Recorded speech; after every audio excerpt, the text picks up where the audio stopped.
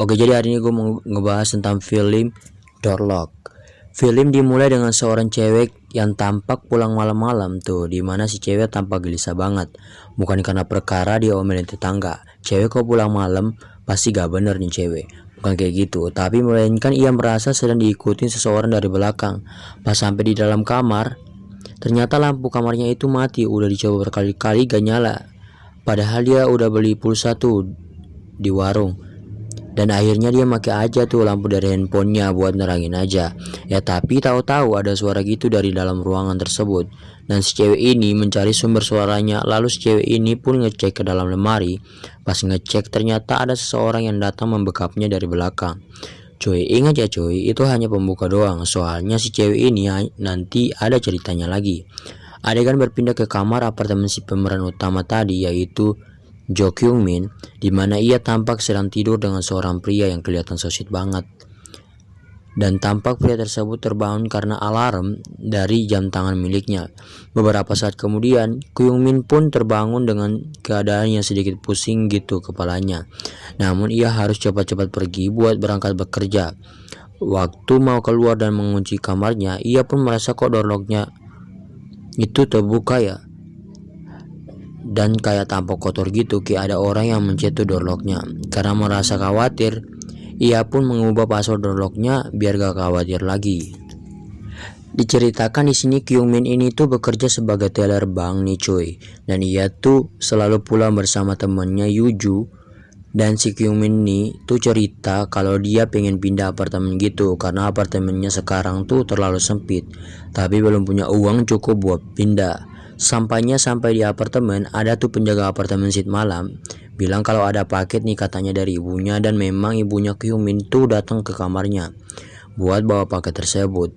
Tapi si Kyung Min sudah mengganti password door lock-nya tersebut tuh kan tadi pagi. Dan ia pun melihat kok door lock-nya kebuka. Dan for your information aja nih, kalau di Korea sana tuh ada etika dimana kalau selesai dipakai atau dipencet selalu ditutup nih. Dan kemudian Kyung Min pun membuka paket dari ibunya tersebut, dan setelah itu ia pun menelpon sang ibu dan dia nanya nih ke ibunya kalau tadi ibunya tuh lupa nggak tutup door lock-nya apa enggak. Lalu ibunya ini pun jawab kalau ibunya tuh yakin kalau udah tutup door lock-nya. Nah setelah itu si Kyung Min ini pun mikir kalau bukan ibu gua terus siapa dong. Nah sekarang terlihat kalau si Kyung Min ini udah mau tidur, namun ada seseorang dari luar yang mengetuk pintunya. Dan juga terdengar orang itu tuh lagi berusaha buat masukin kata sandi door lock-nya si Kyung Min. Dan secara paksa membuka pintu tersebut. Apa nggak serem tuh? Karena kejadian tersebut, Kyung Min pun melapor polisi, lalu polisi datang untuk melakukan pengecekan. Namun saat itu polisi tidak menemukan bukti apa-apa, jadi dicatat sebagai laporan saja. Dan keesokan paginya, Kyung Min bangun dengan keadaan pusing lagi. Namun seperti biasanya, walau pusing, Kyung Min harus tetap kerja nih. Dan saat di lobi, ia bertemu dengan penjaga apartemen sit pagi, yaitu bernama Hang Dong. Kyung Min pun sebenarnya mau minta tolong nih ke Hang Dong buat meriksa CCTV di lorong apartemennya, karena untuk mengecek kejadian semalam tuh kan.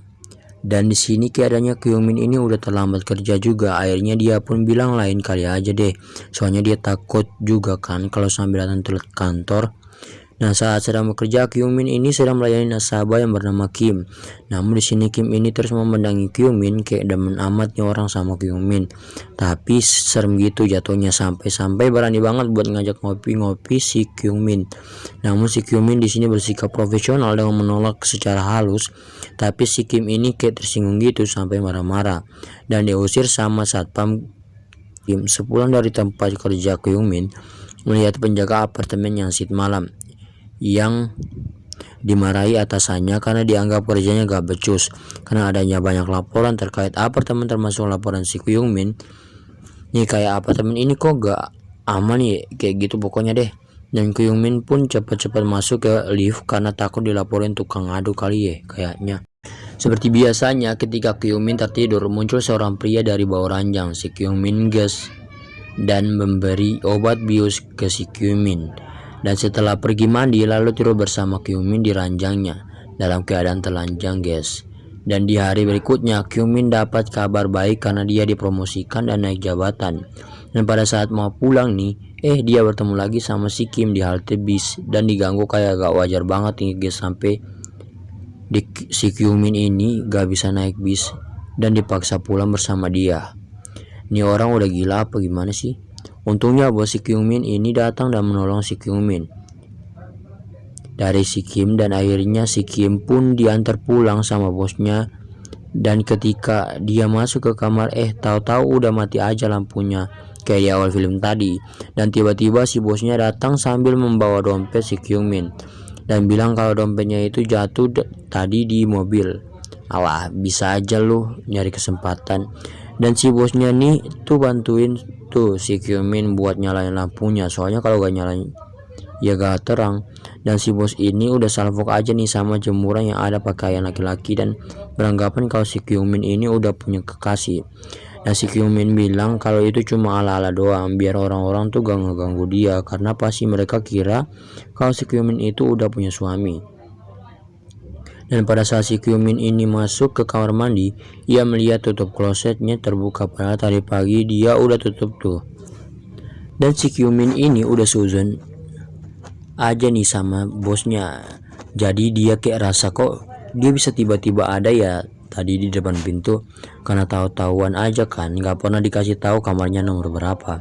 Akhirnya karena panik nih dia alasan aja mau keluar, katanya mau angkat paket di bawah ninggalin si bosnya sendirian. Tapi rupanya si Kyungmin ini tuh mau lapor ke petugas dan memanggil polisi. Akhirnya si Kyungmin pun ke kamarnya bersama polisi dan menduga kalau bosnya itu yang selama ini nguntitin dia. Ternyata si bosnya itu sudah mati terbunuh dengan keadaan dasi terikat di lehernya. Lalu si Kyungmin pun diinterogasi dan dicurigai kalau dia itu melakukan pembunuhan berencana dan berpura-pura memanggil polisi sebagai alibi. Soalan nyata kalau si bosnya itu tahu keamanannya si Kyungmin, karena si bosnya tuh nanya ke petugasnya dengan alasan memang mau ngembaliin dompet yang jatuh. Hati si bosnya ini bersih nih guys, cuman si Kyungmin aja nih yang suka suuzon sama orang. Dan hal itu juga yang membuat ia pun dipecat dari kantornya.